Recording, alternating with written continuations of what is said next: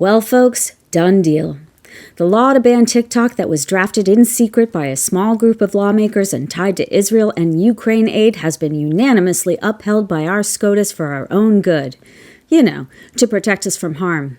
Yeah, the same SCOTUS that has caused 13-year-olds to carry their pervy uncles' babies, and women to die from having the fatal flaw of not being able to safely expel dead fetuses.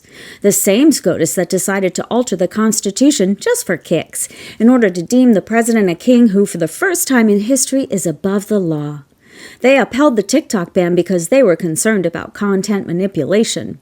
I wonder if they spoke to all those content creators who are being paid a fortune by Russia to post disinformation. I guess the cesspool that is X is next.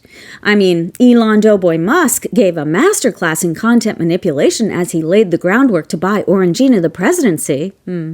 I suppose all those politicians who were using TikTok for their own benefit must have had a special fleet of data police protecting their precious information while they racked up likes and follows. Right. Totes believable. And now the Orange Savior has been queued up to perform his best saviorism when he single-handedly restores the well-being of millions of Americans and sweeps in to save the China app. Maybe, if we're good, and he feels like it.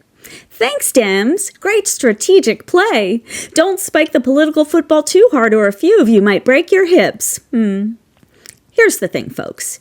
Even if Orangina Pervalicious Felonia Schlumper McPhee makes a big show of blocking the big bad ban, the damage is done. The app is toast. Even if a buyer steps in, let's not forget, it is impossible to be a billionaire and not be a douchebag. Only the worst human would allow their pile to get so big without using it to... Only the worst human would allow their pile to get so big without using it to help other humans in need. Best interests and billionaires are diametrically opposing concepts. Even if it's sold, the buyer will be a bozo. And TikTok isn't going to sell the algorithm. So using the app is going to feel like switching dance partners from the guy formerly known as Prince to an uncoordinated white guy. Womp womp. Here's the other thing, folks.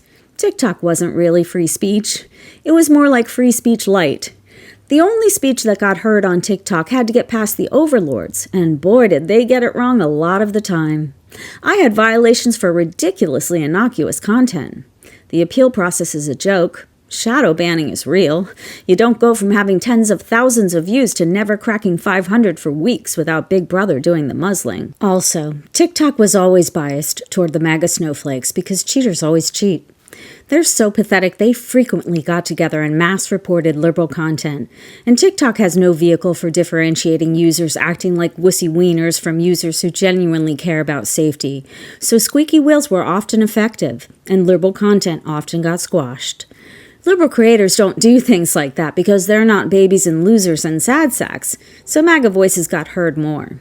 Plus, I personally have absolutely freaking hated having to use code for all the trigger words that TikTok censors. So free speech was not really what has been happening there.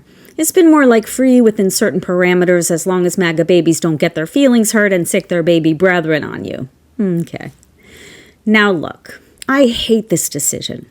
I hate everything about it.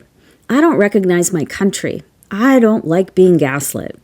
My heart breaks for all the people who use TikTok for their livelihood and their only source of community. Despite all its flaws, TikTok has given me so much more than I ever thought I could find as a 56-year-old woman in an online space. It's where I started my content creation journey. It's where I took a risk at the encouragement of my daughter, with no plan other than to communicate. 102,000 followers later, I can't even describe what I've learned, how I've grown, how much I've been inspired, and how much I truly love my online community. What a huge gift that is. All I can say is, I sure hope this setback doesn't mean folks lose connection during the shitstorm that's coming. I keep reminding myself, people are resilient. We don't know what's playing out in the larger picture. Maybe there's an outcome here that truly is for our higher good. I'm not going away. I'm just adapting. I'm just going to keep on keeping on. I guess all that's left to say is, I believe the days you all deserve are glorious, and I sure hope you have them. Yeah.